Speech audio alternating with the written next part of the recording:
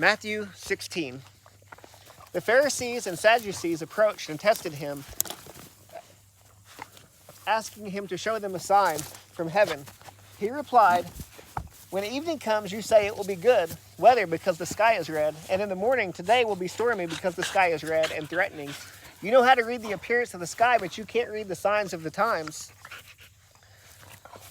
An evil and adulterous generation demands a sign, but no sign will be given to it except the sign of Jonah." Then he left them and went away. The disciples reached the other shore, and they had forgotten to take bread. Then Jesus told them, "Watch out and beware of the leaven of the Pharisees and Sadducees." They were discussing among themselves, "We didn't bring any bread." Aware of this, Jesus said, "You of little faith, why are you discussing among yourselves?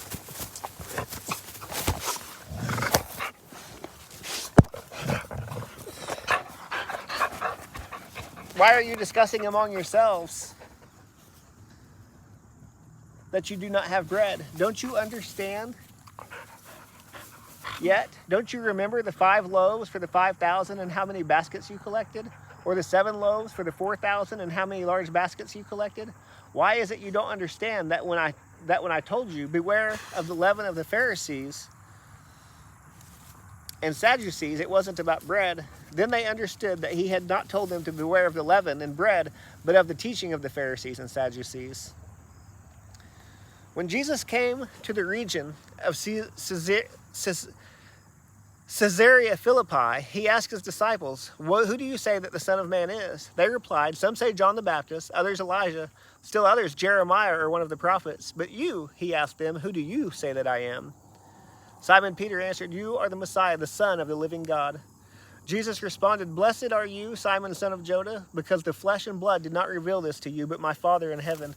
And I also say to you that you are Peter, and on this rock I will build my church, and the gates of Hades will not overpower it. I will give you the keys of the kingdom of heaven, and whatever you bind on earth will have been bound in heaven, and whatever you loose on earth will have been loosed in heaven." Then he gave the disciples orders to tell no one that he was the Messiah.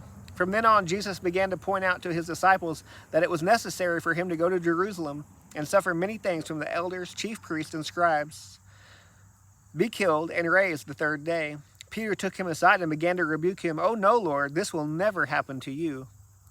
Jesus turned and told people, "Get behind me, Satan."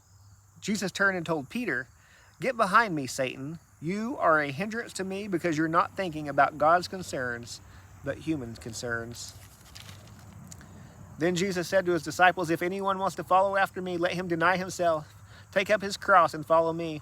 For whoever wants to save his life will lose it, but whoever loses his life because of me will find it. For what will it benefit someone if he gains the whole world yet loses his life? Or what will anyone give in exchange for his life? For the Son of Man is going to come with his angels in the glory of his Father, and then he will reward each according to what he has done. Truly I tell you, there are some standing here who will not taste death until they see the Son of Man coming in his kingdom."